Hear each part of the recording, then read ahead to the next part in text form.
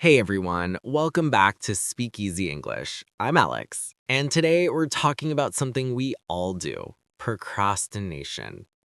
Putting things off until the very last minute. Oh, that's definitely me. I always say, I'll start tomorrow. And then somehow, tomorrow turns into next week. Same here. But seriously, it's so weird, right? We know procrastination stresses us out, yet we keep doing it anyway. Yeah, I actually read somewhere that procrastination isn't just about being lazy, it's more about how we deal with our emotions. Emotions. That's interesting. Yeah, like when a task feels boring, difficult, or overwhelming, our brain tries to protect us from that discomfort. So instead of facing it, we avoid it. We check our phones, grab a snack, or suddenly feel like reorganizing our room. Oh my gosh, yes. I've cleaned my kitchen more times during study time than I'd like to admit. Exactly. It's not that we don't care, it's that our brain chooses short term comfort over long term benefit. It's a kind of emotional escape. That's so true. It's like our brain says, do what feels good now, deal with the stress later.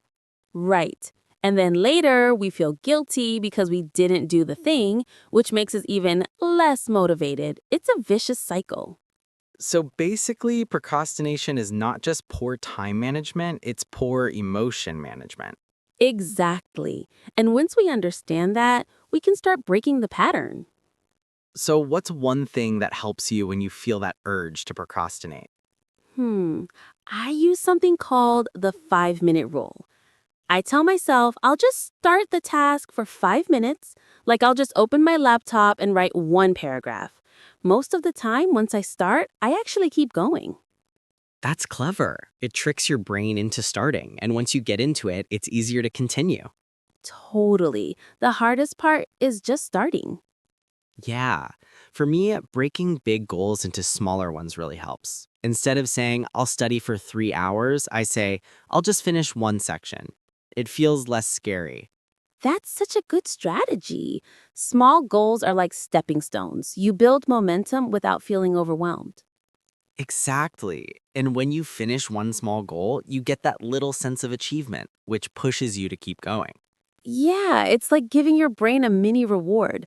Motivation grows from action, not the other way around. Ooh, I like that. Motivation grows from action. That's powerful. Thanks. I learned it from a productivity coach. They said, don't wait to feel motivated.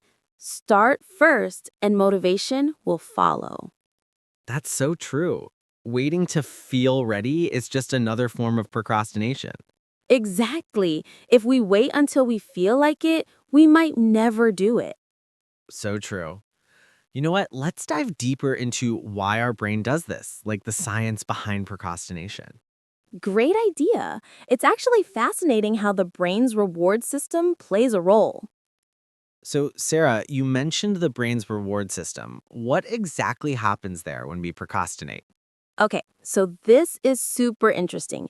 When we have a task that feels boring or stressful, the part of our brain called the amygdala, that's the emotional center, lights up. It sends a signal that says, danger, stress ahead.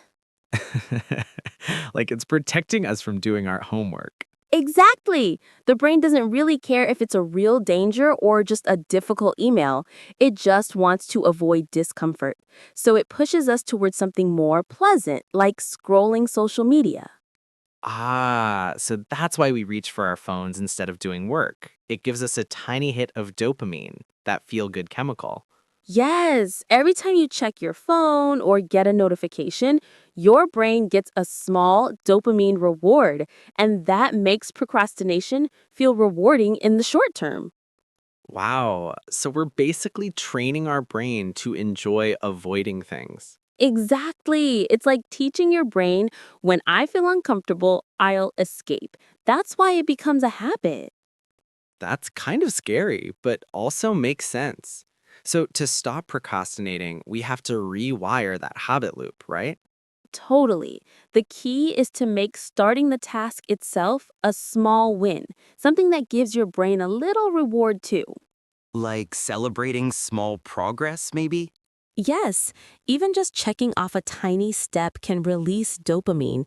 For example, if your goal is to write a report, just writing the title or making an outline can make you feel productive.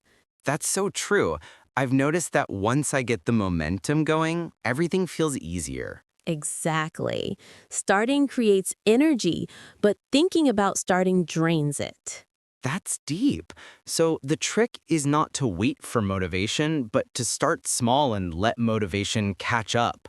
Right. And another thing that helps is reducing friction. What do you mean by that? Like, make it easier to start.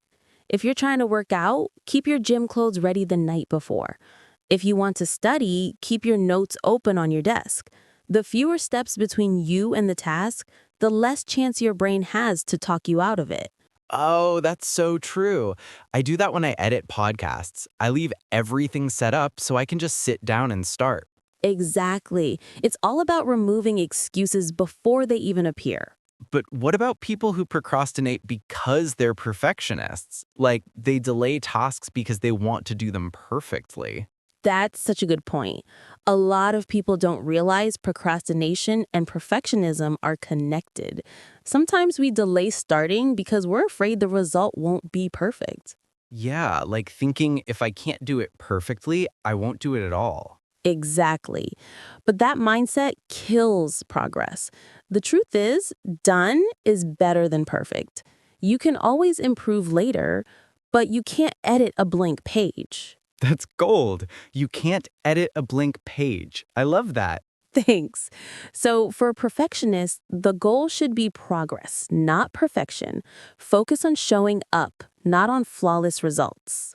Yeah.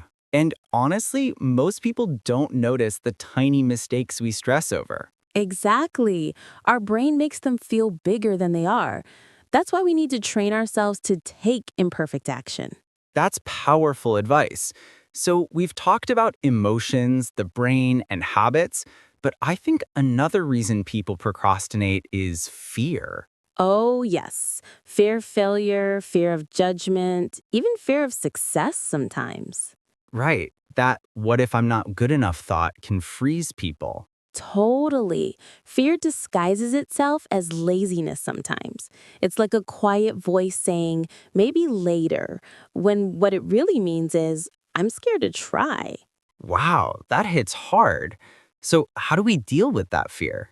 We'll get into that next because it's one of the biggest roots of procrastination. So, Sarah, you mentioned fear being one of the biggest roots of procrastination. Let's unpack that a bit. What kinds of fear are we talking about? Well, the biggest one is fear of failure. We avoid starting something because deep down, we're afraid we might mess it up or not be good enough. Yeah, like if I don't try, I can't fail. Exactly. It's a form of self protection. The brain says, if I never start, I never get rejected. But in the end, we're just rejecting ourselves before anyone else does. That's so true. I've felt that before, like delaying a project just because I'm scared it won't meet expectations. Same here. But what really helped me was changing the question in my head. Instead of, what if I fail, I ask, what if I learn? Ooh, I love that. That tiny shift turns fear into curiosity. Exactly. When you see every attempt as an experiment, the pressure goes away. You don't have to be perfect, you just have to practice. That's such a great mindset because honestly, failure is just feedback. It's data that helps you improve. Right. Every successful person you admire has failed. A lot. The only difference is they didn't let fear stop them from starting. That's powerful. So, if fear of failure leads to procrastination, then courage, even small courage, can break it. Totally. Courage isn't about not feeling scared, it's about acting despite being scared. Exactly. And maybe that's why self compassion matters too. Yes, being kind to yourself actually reduces procrastination. When you beat yourself up for not doing enough, your brain feels shame and that makes you avoid the task even more. Yeah, it's like punishing yourself into inaction. Right. But when you say, okay, I didn't do great today, but I'll try again tomorrow, you give yourself permission to grow. That's beautiful. So being gentle with yourself isn't weakness, it's strategy. Exactly. Self compassion builds resilience, and resilience keeps you going even when motivation fades. That's a great point because let's be honest, motivation doesn't last forever. Yeah, motivation is like a spark. It gets you started, but what really keeps you going is discipline. Yes, discipline is doing it even when you don't feel like it. It's choosing progress over comfort. Right. And discipline grows from consistency, doing small things every day, even if it's just 10 minutes. Exactly. And celebrating those small steps makes a big difference. Totally. You can make progress fun. Reward yourself after finishing a task, track your progress, or even share it with a friend for accountability. Yeah, accountability helps a lot. Having someone check in keeps you on track. Absolutely. It's harder to procrastinate when someone's cheering you on or expecting you to show up. So true. So if we wrap this up, we procrastinate because of emotions, fear, and habits, but we can overcome it through awareness, small actions, and self-compassion. Exactly. It's not about being perfect. It's about understanding yourself and taking small, consistent steps forward. I love that. So to everyone listening, if you've been putting something off, start today. Just take 5 minutes. You'll be amazed how far that first step can take you. Yes, start small, stay kind to yourself, and keep going, one step at a time. All right, guys, that's a wrap for today's episode of Talk Smart English. Thanks for spending this time with us. And remember, your English, your goals, and your life all grow when you take action. See you next time, and no procrastinating. Yeah, no excuses this time. Bye, everyone.